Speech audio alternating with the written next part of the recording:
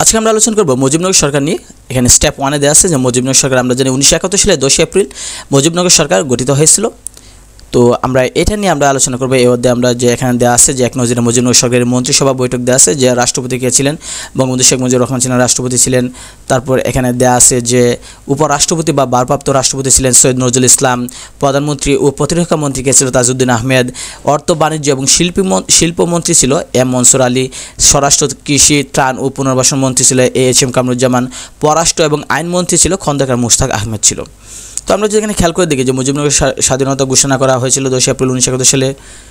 তারপর বাংলাদেশের প্রথম স্বাধীন সরকারের গঠনের মাধ্যমে হয়েছিল। বাংলাদেশের অস্থায়ী সরকারের রাজধানী এর পুরাতন নাম ছিল মেহেরপুরে মুজিবনগর, এর পুরাতন নাম ছিল ববের পাড়া বা বৈদ্যনাথতলা। বৈদ্যনাথতলার নাম মুজিবনগর রাখেন তাজউদ্দিন আহমেদ। তো মুজিবনগরের অস্থায়ী সরকারের শপথ বাক্য পাঠ করেন অধ্যাপক ইউসুফ আলী, শপথ অনুষ্ঠান পরিচালনা করেন জনাব আব্দুল মান্নান। মুজিবনগর সরকারের সর্বদলীয় উপদেষ্টা পরিষদের সভাপতি ছিলেন মাওলানা আব্দুল হামিদ খান ভাসানী ছিলেন। মুজিবনগর সরকারের সর্বদলীয় উপদেষ্টা পরিষদ গঠিত হয়েছিল 28 সেপ্টেম্বর 1971 সালে। মুজিবনগর সরকারের সর্বদলীয় উপদেষ্টা পরিষদের সদস্য সংখ্যা ছিল 8 জন ছিল। মুজিবনগর অস্থায়ী সরকারের রাষ্ট্রপ্রধান ছিলেন বঙ্গবন্ধু শেখ মুজিবুর রহমান। মুজিবনগর সরকারের স্বরাষ্ট্র মন্ত্রী ছিলেন AHM কামরুজ্জামান ছিল। জেনারেল ওসমানী ছিল সেনাপ্রধান হিসেবে নিযুক্ত হন 17 এপ্রিল 1971 সালে।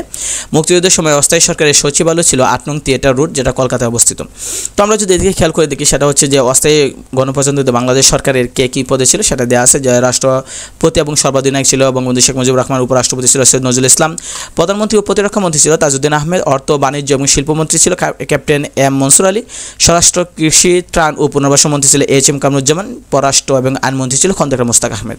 তো প্রশাসনিক কাঠামো এদিকেও আছে, যেমন প্রশাসনিক কাঠামো কর্মরত ব্যক্তিবর্গ ছিল যেমন রাষ্ট্রপতি পররাষ্ট্র বিষয়ক উপদেষ্টা ছিলেন আব্দুল সামাদ আজাদ MNA, প্রধানমন্ত্রী উপদেষ্টা ছিল ব্যারিস্টার আমিরুল ইসলাম MNA, তথ্য মন্ত্রণালয়ের ভারপ্রাপ্ত উপদেষ্টা ছিল আব্দুল মান্নান, জয় বাংলা পত্রিকার উপদেষ্টা ছিল জনাব জিল্লুর রহমান। এগুলো দেওয়া আছে। তো আমরা এদিকে আর নিচের দিকে আমরা যদি খেয়াল করি, তো আরও আছে যে মুজিবনগর সরকারের বেসামরিক প্রশাসন ছিল, সেটা হচ্ছে ক্যাবিনেট সচিব ছিল হোসেন তৌফিক ইমাম, যাকে আমরা STM ইমাম নামে আমি চিনি, ST ইমাম নামে চিনি। মুখ্য সচিব ছিলেন রুহুল কুদ্দুস, সংস্থাপন সচিব ছিল নুরুল কাদের খান, অর্থ সচিব ছিল খন্দকার রাশেদুজ্জামান এবং প্রতিরক্ষা সচিব ছিল MA সামাদ ছিল। তো আমরা যদি এদিকে টপ ইনফরমেশন দেখি যে শপথ 17 এপ্রিল 1971 সালে মুজিবনগর সরকারের শপথ বাক্য পাঠ করা হয়। গঠিত হয়েছিল 1971 সালে 10 এপ্রিল, কিন্তু শপথ মন্ত্রীরা শপথ নিয়েছিল 17 এপ্রিল। মুজিবনগরের পূর্বে ছিল কুষ্টিয়ার অধীনে ছিল, কুষ্টিয়া জেলার অধীনে ছিল এটা। মন্ত্রণালয় ছিল 12টি এবং সচিব ছিল 10 জন।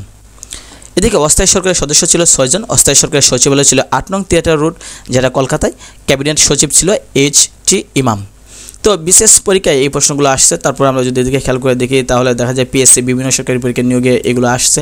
আর এদিকে দেখি ঢাকা বিশ্ববিদ্যালয় আসছে, আরও এই নিচের দিকে দেখা গেলে দেখা যায় যে রাজশাহী বিশ্ববিদ্যালয় আসছে, চট্টগ্রাম এবং গুচ্ছ, মেডিকেল, ডেন্টাল এবং নার্সিংও বিভিন্ন প্রশ্ন আসছে এই অধ্যায় থেকে।